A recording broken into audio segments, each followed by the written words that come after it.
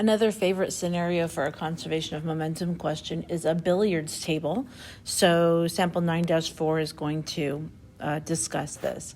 So we've got a cue ball, which is the white ball, and then we've got two other balls, the 7 ball and the 8 ball, that are involved in this. Now, lucky for us, although I don't think this is necessarily the case, bad start. M1, we're going to call the cue ball. And I'm going to call the numbered balls, instead of M2 and M3, because I think that would be confusing, I'm just going to call them M7 and M8, because I think that's going to be less confusing. Now, luckily for us, these all have the same mass, okay, which will make things a little bit easier. So the before scenario here is the cue ball moving to the right at a speed of V1I, 1.7 meters per second.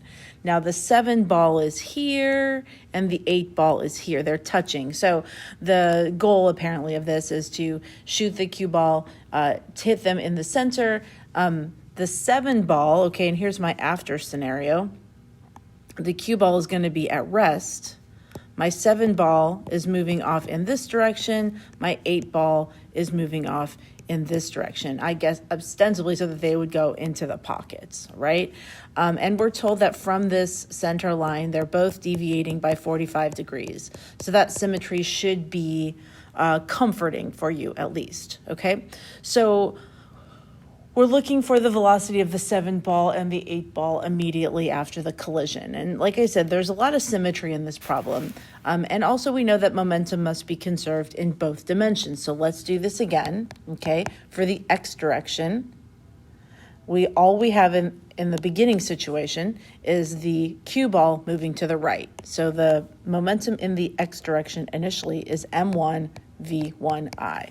Okay, what's our x momentum? Oops, wrong way. Finally, okay, we've got ball number 7, okay, and we want the x component of this, and so the x component is just V7F times the cosine of 45. Okay, so M7, VF7 cosine 45, right? That's positive, so we're good.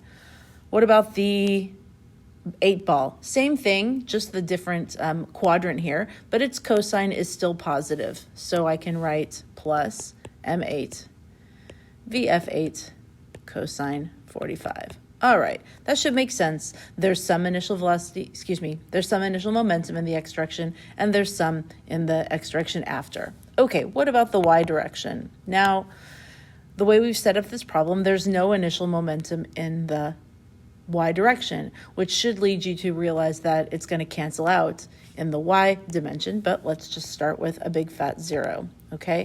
What do we have after? This, for ball 7, the final velocity is up. The y component is positive, so I can write M7 VF7 sine of 45 degrees. Now, the momentum in the y dimension for ball 8 is going to be the same magnitude, but opposite direction. I'm not even going to say same magnitude. I'm going to say opposite direction. The sine of this, or the sine of this angle, is negative the sine of 45. So I'm going to put a minus sign here, M8 VF8 sine 45. If you would rather put a plus sign here and use 360 minus 45 here, you can do that. Whether you like to think of the unit circle in 360 degrees or if you like to do the fourth quadrant a little differently, either way is fine. Okay, so here are our 2 conservation of momentum statements. Now, usually if you've got anything equal to 0, let's mind that and see what we can do.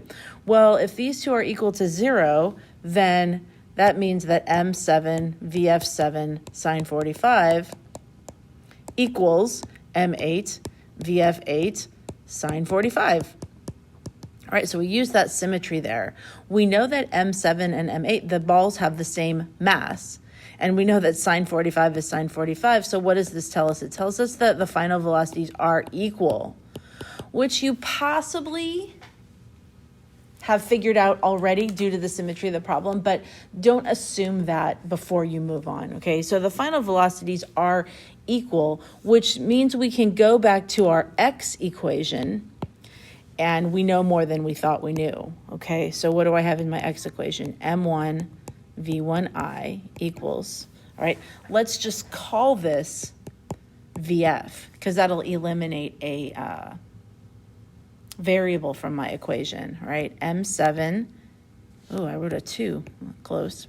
M7 VF cosine 45 degrees plus M8 VF cosine 45 degrees. Now, it might not look like it, but remember, M1, M7, and M8 are all the same, so I can cancel that out. And now I have V1I equals 2 VF cosine 45, because all I have here is VF cosine 45 plus VF cosine 45. So I'm going to make that 2 VF cosine 45. So VF then is equal to VI over 2 times the cosine of 45 degrees, which gives us 1.2 meters per second, right? So each of those balls is moving at that speed. And you can go ahead, and one thing I love about conservation of momentum questions is that you can go in and check to make sure that your answers are actually correct, but you don't always have time to do that. So that is example 9-4. So that's our last one from sample 3, and we will move on to elastic and inelastic collisions next time.